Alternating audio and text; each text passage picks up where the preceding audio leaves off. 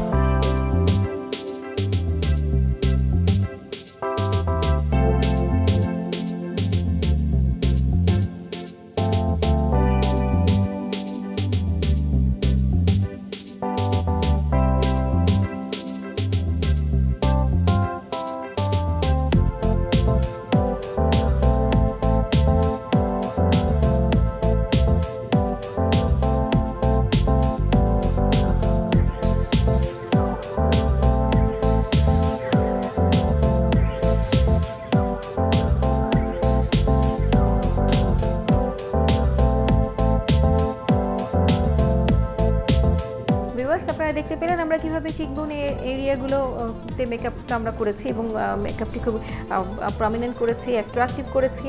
আর চিকবোন এরিয়ার মেকআপটি as usual আমি আগেই বলেছিলাম একটু আগেই যে আমরা প্রথমে একটা কালার দিয়ে বেস করে নেব, এরপরে চিকবোন এরিয়াগুলোতে আমরা একটু ডার্ক কালার ইউজ করব। আর ডার্কের উপরের অংশটুকুতে ব্লাশিং এরিয়াতে আমরা ওটাকে আমরা হাইলাইট করেছি, সেটিতে আমরা শিমার পাউডার ইউজ করেছি। আপনি কমপ্লেক্ট পাউডার ইউজ করতে পারেন, ফেস পাউডার ইউজ করতে পারেন। তারপরে আমরা শাইনার পাউডার আমরা দিয়েছি যাতে এরিয়াগুলো অনেক শার্প লাগে। নোজ এরিয়াও আমরা ডার্ক করেছি দুপাশে, যাতে করে টোটাল ফেসটাকে আপনার খুব শার্প মনে হয়। আর অ্যাজ ইউজুয়াল আমরা লিপস্টিক অ্যাপ্লাই করেছি, চোখের কালার আমরা অ্যাপ্লাই করেছি। এবার দেখেন ওকে কত সুন্দর লাগছে।